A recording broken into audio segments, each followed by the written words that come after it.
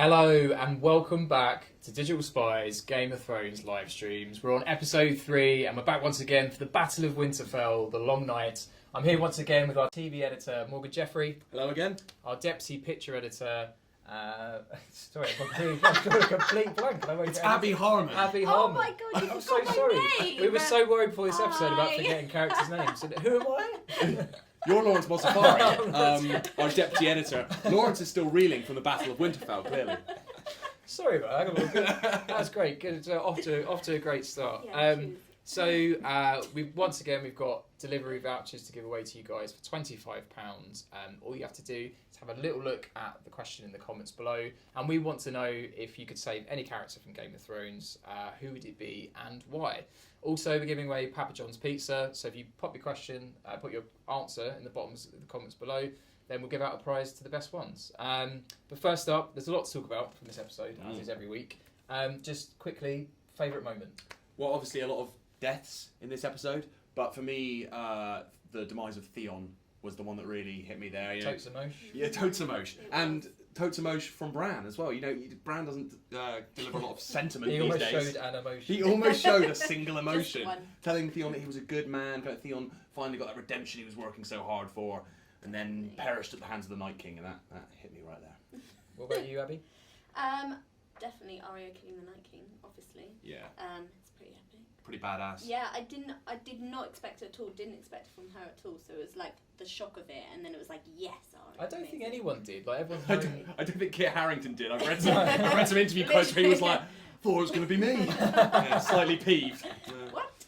He has enough glory in that show. He does. I think on a completely different track, my favourite moment was when Lyanna Mormont just got battered out of the way by the giant troll, and then she killed it, and then she sort of had like a badass ending of all. It could be worse. It could be like Ed, where you just get stabbed and fall on the floor, but she took down a giant with her at the same time. Talking of Ed though, and Ed's tragic demise, totally Sam's fault, right? Because Sam just sort of gets knocked over, lies on the floor for ages, and then Ed helps him up, and there's like Sam, dead. Yeah. And it's like Sam has a lot to answer for. I feel the last 2 weeks I've been bigging up Sam. I've been like, John Bradley's been fantastic. His performance is superb. This week I'm right. I've turned against Sam again. I feel like Ed wasn't long for this world anyway. So Well, if it no. wasn't Sam that killed him, it was going to be something else. So it's probably fair.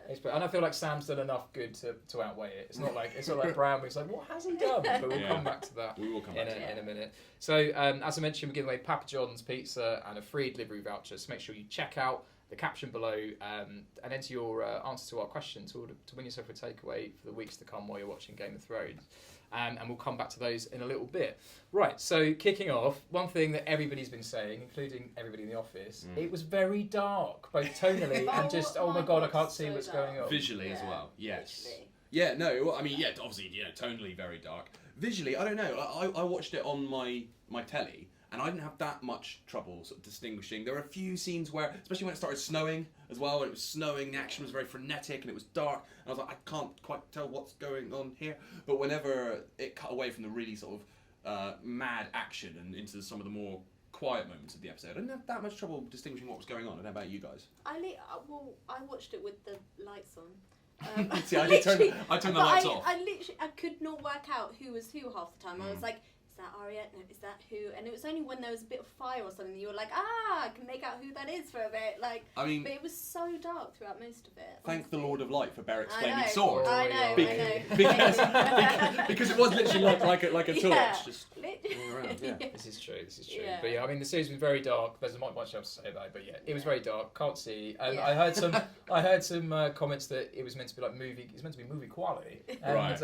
And if you watch it in the cinema, then you might be able to tell the deep blacks and stuff. And it just seems a shame for them to spend so many millions of pounds, so much on CGI, and they just sort of cover it over all this winter and snow and sleet. Yeah. And it's like it might look great under there somewhere. And I think it did look great. I think this episode was an incredible spectacle. Like it was amazing to look at.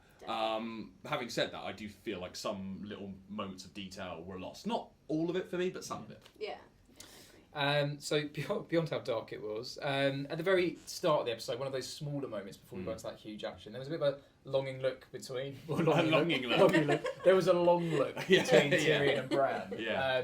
Last episode we saw them having a quite big chat, I think. Do we think there's any more significance to that as well? Do you think that Bran's dropped some knowledge on Tyrion? Because it seems a bit like Bran hasn't done a huge amount in this show thus far, apart from come up with some great one-liners and then creep about the castle. Yeah. Well, possibly, I think Tyrion's maybe in need of some of Bran's knowledge, because Tyrion recently has made some, his judgment calls have not been great. Yeah. He is floundering a little bit. He's floundering a little bit, and people are questioning him, going, I thought you were meant to be the smart guy.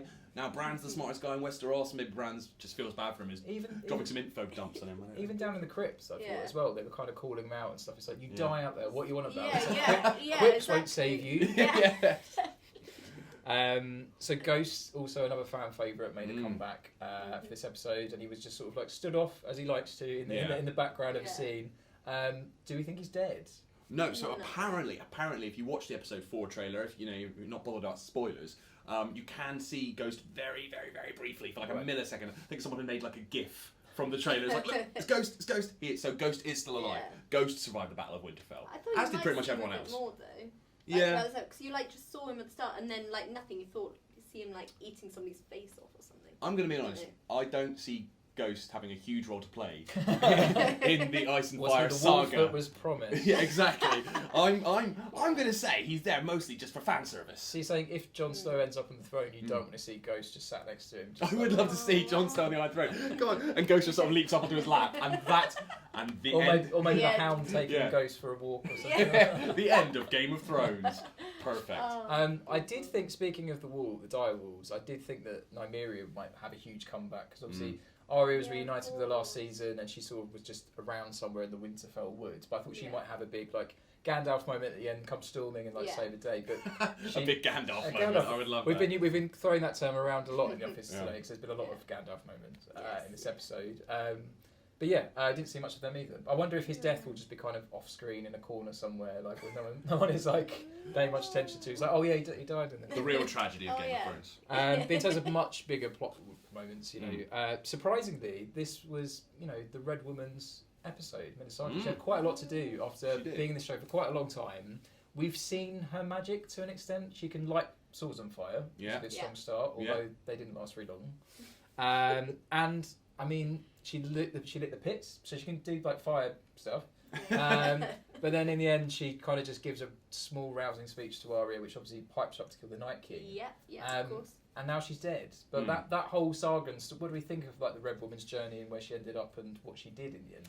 I wasn't entirely clear on why she died at the end, although it did make for a very sort of powerful final moment. I'm guessing, we've never seen her use her magic quite to that extent to do something, quite so epic. So I'm guessing that was kind of not just her Gandalf moment, also kind of her Luke Skywalker moment, where she, expunges so much power that it just completely drains her, and that and she uses up the last of her magic. And I guess so. What do you think, Abs?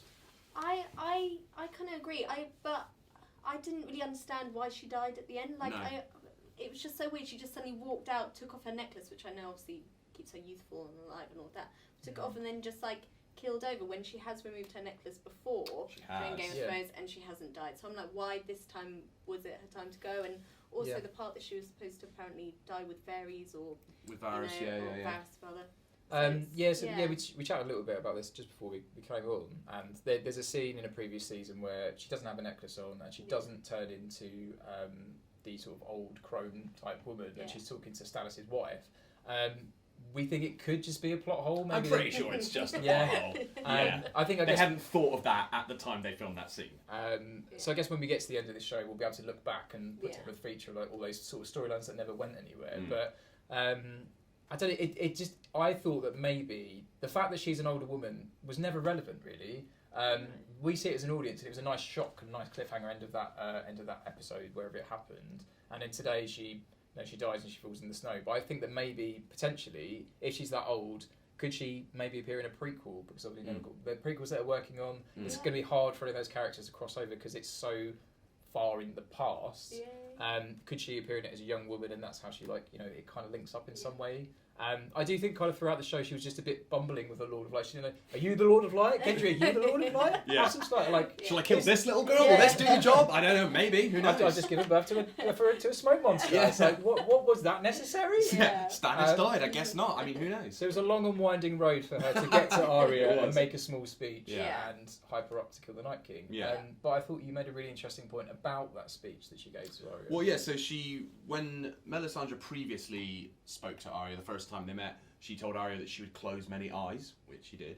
And she said, it would be brown eyes, it would be blue eyes, and it'd be green eyes. And Game of Thrones fans have been trying to sort of work out what exactly that meant. So brown eyes, people are thinking that probably means Walder Frey, who Arya, famously, fed his sons to him in pies, like Scott Tenorman from South Park, and then killed him. Do you reckon Hot Pie gave her a recipe for that? It's like, if you want to do the crust, and make turns it out Hot Pie's like seriously important. Yeah, he's got that just in his larder. So she killed Walder Frey, who was brown eyes. Blue eyes, that we know now that means the Night King. But does that mean that the Game of Thrones writers always knew that Arya was going to be the one to kill the Night King, going all the way back to her original conversation with Melisandre? I mean, I bet they'd say they knew. but who knows? And then, of course, there's green eyes. And now people are saying, well, has she killed anyone with green eyes? Who could she kill with green eyes? And one character that does have green eyes is Cersei. Cersei Lannister. Yeah. But then there's the prophecy that Cersei will be killed by her younger brother. And people think that means, maybe Tyrion, or maybe it means Jaime, because he's her twin, but her slightly younger twin by a few seconds. But maybe Arya will wear their face as a mask, and that's how she kills Cersei. I don't know. I just think in terms of emotional impact of the show, which I guess is they surprise us all the time, but I feel like the most impactful way for Cersei's plot to play out is for Jaime to kill her. Yeah, actual Jaime, not just. Not just like Arya's. Yeah, because that means she has to kill Jaime to get his face, right? Or presumably. Well, Jaime dies at some point by someone else, and then she takes his face. Like, who knows? Essentially. Plenty of cheery options, is what we're saying. So, as we mentioned earlier, we're giving away a delivery voucher for £25 for the best answers to the question, who would you want to save from Game of Thrones for the whole season and why? And we're also giving away a Papa John's voucher at the same time. Just wanted to say a quick hello to some of the people watching at home. We've got Joe Barrett, hello. We've got Julie, Anna, and Samantha. And generally, everybody's quite hyped for this episode, and lots of swearing, which I won't repeat. But yeah, so going back to some of the points we were going to chat through. One thing I also wanted to say about the Red Woman was that when she does sort of come outside to light the trenches when they're struggling to get them alight, she takes forever. Like, she could have jogged a bit, couldn't she? So I know she's trying to build dramatic tension, but she's pull up your little red cloak and just get a hustle on. Yeah. One of the quieter moments as well, which I thought was quite nice, was the scene between Tyrion and Sansa in the crypt, where she mentions that he's the best of her husbands. Come out of nowhere a little bit. I know they were sort of married, a while ago, but that was kind of marriage convenience. I'm now totally shipping Tyrion and Sansa. That's the real Westerosi power couple for me. Suddenly loving them together. You don't look so convinced. No? I don't know. I love them both as characters, but I'm not sure them together is the right thing. I love that moment between them because it was kind of like mutual respect, and it was like, yes, we're either gonna live or we're gonna die together, and we're gonna fight this and go off, and they kind of knew that. And that's what I liked about that moment, but I don't know whether there was more to that moment than just that, or if they do marriage, who knows? But I mean, Sansa did say that Tyrion was the best of them, which given the men she's had to deal with, it's a pretty low bar, isn't it? Yeah, exactly. He's pretty surprised. He's like, really? That's terrible. I do kind of similar to what we talked about with Arya in previous weeks. I don't know whether Sansa ending up in a marriage with someone is a nice end to her story. Cheapens the character. Yeah, she's been used by men and screwed over by men. I think she'd be a good runner of Winterfell, or however things play out. But I also feel like she's become stronger in her character as an independent woman as well. Like she's been through all of this, torture and crap and these horrible husbands and all of that. But and she's come out stronger, I'm going to get through this kind of thing, and I feel that's very empowering to her character. Yeah. So I feel like if she did then marry somebody else, it'd be like, oh, marrying off to another man. Yeah, it's a bit of a cop So out. maybe she is better on her own, or yes. I think so. Cool.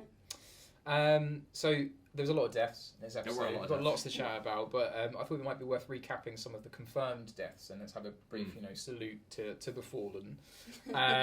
So I guess in terms of order, we mentioned about Ed. He's passed away, unfortunately. I think Sam. I think I mentioned about Lyanna Mormont.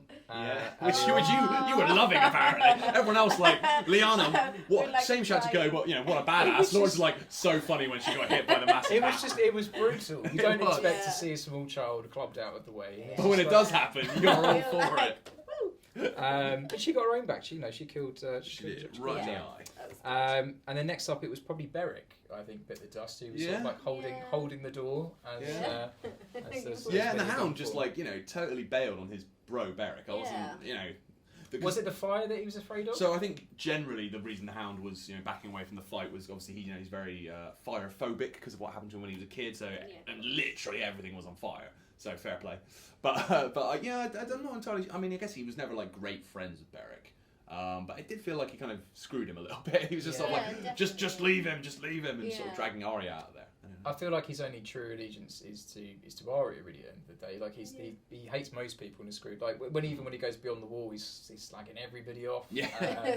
It's interesting though that he saved Arya despite they've had a sort of antagonistic relationship in the past, and Arya saved him at one point, not just like allowed him to not die, but actively saved him, which suggests that her kill list is a thing of the past. Yeah, because Beric saved her. He was on the list, and they chatted about that last week. The Hound has saved her, and they seem pretty cool now. Yeah, I guess cool now. I guess it's and the Red Woman is dead anyway, so I Yeah. guess it's just Cersei on that list. And Liam Payne.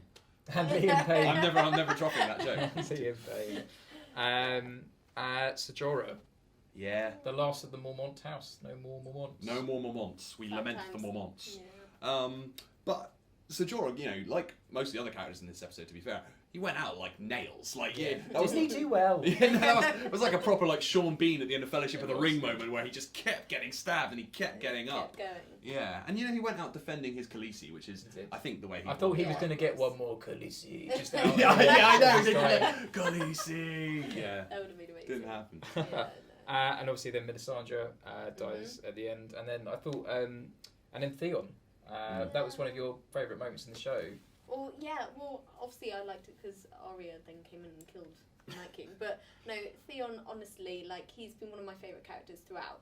And I just felt like he was like, yes, one more, because obviously, past Game of Thrones like series, he's gone off and done his own thing, and then come back and he's like, no, I'm gonna fight for Bran. I'm gonna, try. And I feel like they got, what Bran said as well. The end was very nice. So. So with Theon, do we think that was like a nice conclusion to his story thus far? Because he has been quite brutally abused and stuff, and he's gone through quite a lot, and Bran forgave him, and he said he's a good man at the end. Yeah, I think he needed that. It was almost like, what was it that you said? Happy now. Yeah.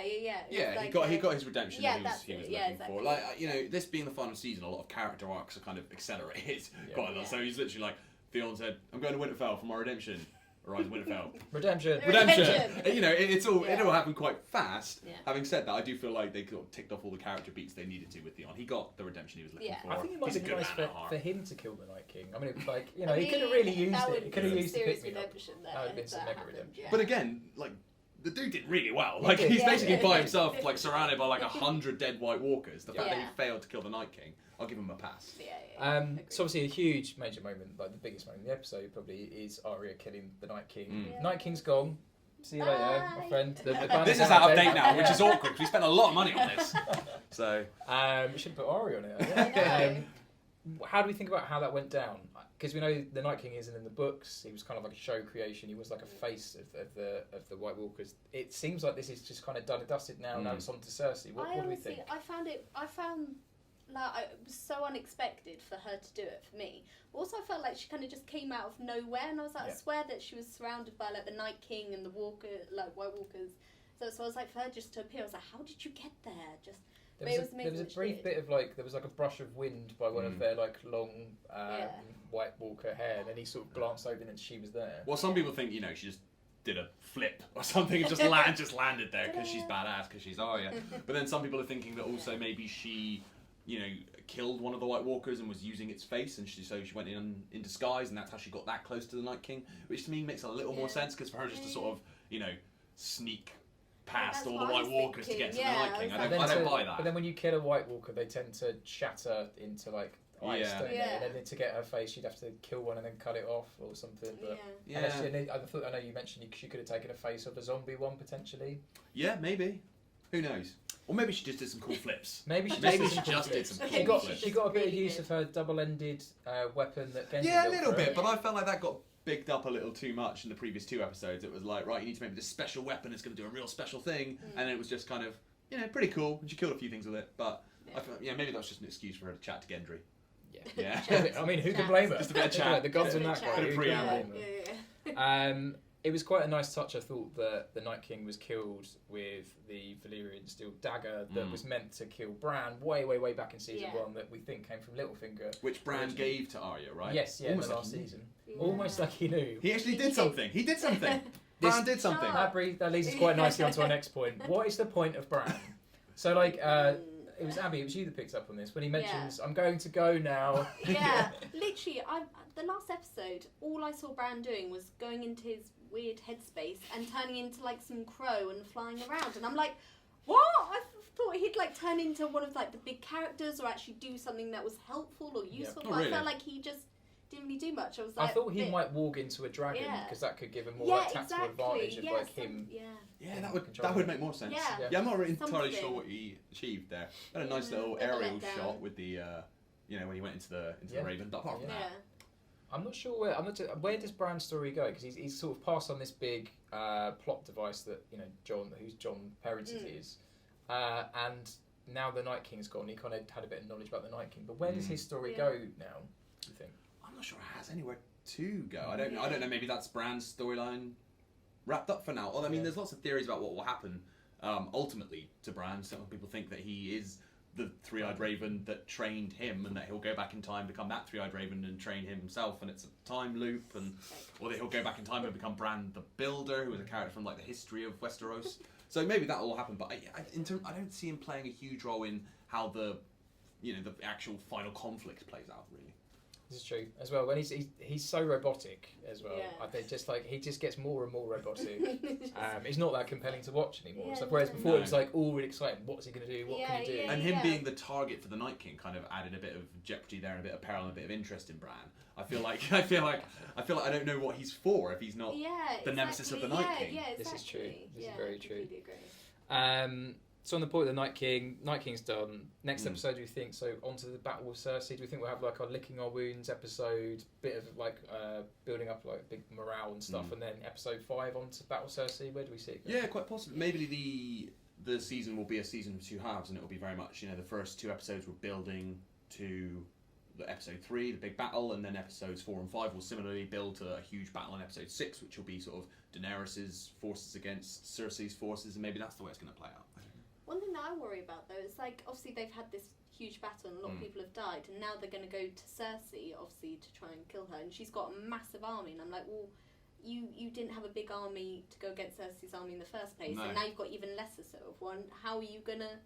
It's a good point. It's not an easy fight. Couple of dragons, but is that enough? I mean, we did think at the very start of the series, Yara gets saved, and then she just scurries off to the Iron Islands. So our social media editor Ali, who's behind the camera, he theorised that she'll do a Gandalf and like come in the last minute on some boats and try and save the day, which I think I could see happening, because it does seem weird that she was quite a big character. She's been sidelined. She was a long time ally of Daenerys, so I think she could definitely want to pop up later on. So wanted to jump to some of your comments on social, because you guys were saying some really interesting stuff. Emma Davies mentions that I think I heard my neighbours heard me scream with delight when Arya jumped out of nowhere. Phil mentions the shot of the Dothraki charging into the darkness and then their swords going out was beautiful and utterly bleak at the same time. That was fantastic. I thought a fantastic start to the battle, because you expect it to launch into this huge action set piece, and it kind of does, but everyone charging off into the darkness, and then you see the sort of flaming flock of swords go out. I thought that was a really sort of evocative start. It was a nice elegant way of dealing with what was lots of dark things clashing into each other. And that's why I didn't mind the darkness initially, because it was quite scary at points this episode. It wasn't just awesome action. It was quite unsettling at points, and you just hear like the odd sort of scream, and in that point the darkness actually paid off, I think. Yeah, definitely. Lots of swearing and just generally shouting about how amazing the episode was. David Sheridan mentions, should have planned the battle tactics / plan better. What a bloody mess. Well, yeah, I mean, without turning this into an episode of like Time Commanders or something, there was a bit of that when they like the dead are stood there at the wall. They could have shot some arrows at them. Yeah. The Red Woman taking so long to march outside. Yeah.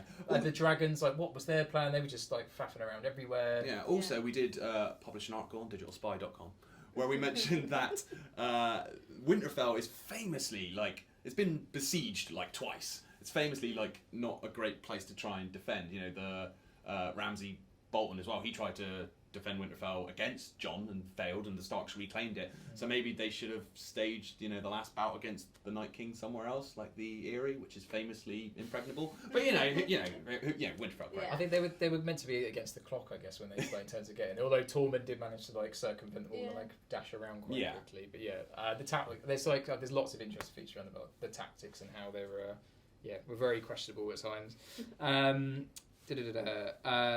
Lisa Higgins mentions that she's been an emotional wreck since Arya went all Rambo. Missy Darla mentions, my breath was taken away by watching. It was absolutely pure magic. Matt Hill just says it's dark, and it was very, very dark. But again, visually or tonally, Matt, we need to know, or both. Just before I wrap up and come to the prizes, as we mentioned earlier, we are giving away a £25 voucher for Deliveroo, so you can snack and chow down when you're watching Game of Thrones in the coming weeks. And we're also giving away a Papa John's pizza voucher as well.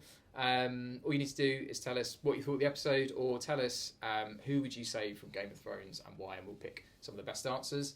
Any final thoughts before we move on, I guess? I'm interested into where the season will go now, because I think details on this final season were fairly sort of scarce. But one of the things we did know was that it was building to episode 3, the big Battle of Winterfell. That's now happened. Not only that, but the Night King is gone and the White Walkers are gone, which I don't think anyone expected. So now I guess it's just almost back to basics in a way. It's who will win the Iron Throne. And I'm not sure how I feel about that, to be honest. I was so invested in the battle against the Night King, but that now it feels like, I don't know, is that a step back to be going back to, because it felt like everyone had sort of put their differences aside and was fighting against a greater threat. Cersei never did, though. Cersei never did, no. But it was interesting, everyone sort of forged these alliances and put their differences aside to fight a larger threat. And now they're going back to their sort of smaller rivalries, which is an interesting path to take, I think.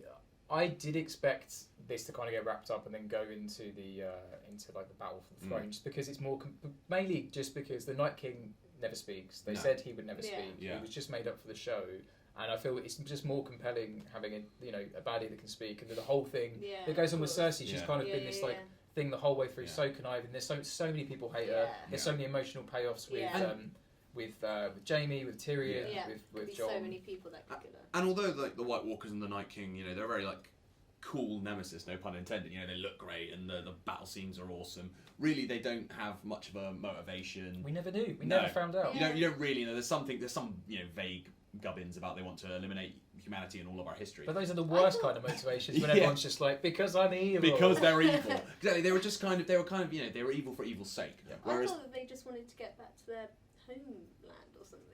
I don't even Maybe know. I don't know. Like Who knows? They want to get back over the other side of the wall. I think there's a little bit of an allegory in the books that they're meant to represent climate change. I think vaguely, and they're just like winter is coming generally, but it's very loosey goosey. And the point is that the whole Cersei Daenerys rivalry and the Lannisters against the Starks. That's really what the show's been about from the beginning. These rival families scheming and politicking and manipulating each other. So I guess, having just said it feels slightly smaller scale, maybe that's a good thing that the show's kind of going back to its roots and focusing back on that. Definitely. I'm just happy that no dragons died. No dragons died. That's Love official. dragons. All the dragons survived.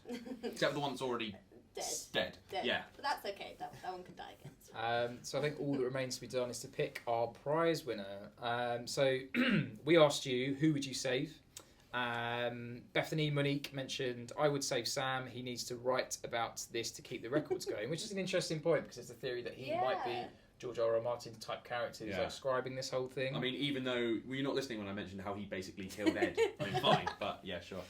Ella says Tormund is who I would save, just to see the beast babies he would have as Sir Brienne. Mimi says, would love to see the Hound make it so he can defeat the Mountain, obviously for Clegane Yeah, Bowl, which we're hopefully definitely. going to see. Hopefully. As long as there's no fire around. I was wondering whether Arya might end up fighting the Mountain. That would be quite the Wow. thing. Especially Yeah. because he said you always knew he was coming for you. And I don't know. I guess the fact he hasn't died in the Battle of Winterfell means he's probably safe and it will probably Yeah. happen. Just the fact if he did die, she might sort of take on that vengeance thing Yeah, for him. maybe. But But I if think he's killed the Night King, you can't really top that even with the Mountain. Yeah. Phil mentions, I'd love to see Sansa stay alive. Her wardrobe has got so good since they It's true. properly Yeah, returned that- as Lady of that's Winterfell, so true, and she'll be in couture Versace by the end. And Amazing. Eddie said, I'd save the Night King, those beautiful eyes. Too late. Spoilers. Who do we like out of those? I like. Who was it who wanted to save Tormund because of the Beast Babies with Brienne? I like that. Ella, so you've won yourself a delivery voucher. Congratulations. We need to pick one more for the best question in the caption. So I was have a little browse through. I think the one from Phil Steibar about the Dothraki charging into the darkness was a really good point. Yeah. Yeah, And it definitely. chimed with each other with Morgan. So, Yeah. congratulations. So I think If you we're agree going. with me, you always win. That's how. I think we're going to go now. Is that what we said? I think we're going to go now. I'm going to go now. We're going to go To now. quote Bran, we'll be back here every week straight after the episodes and Sky Atlantic broadcast to chat about all the theories from Game of Thrones, all of your questions, and to keep giving away those lovely takeaway vouchers. We've only got 3 more episodes left. Halfway through. Oh my God. Can you believe it? In a way, I'm already emotionally exhausted, but in a way, it feels like there are only 3 left. Only 3 left. Can't believe it. So make sure you hit subscribe, hit follow on Instagram, hit like, and stay tuned to digitalspy.com for more Game of Thrones coverage and everything else you need on entertainment and movies. So take care, and that's it from us. Good night. Bye.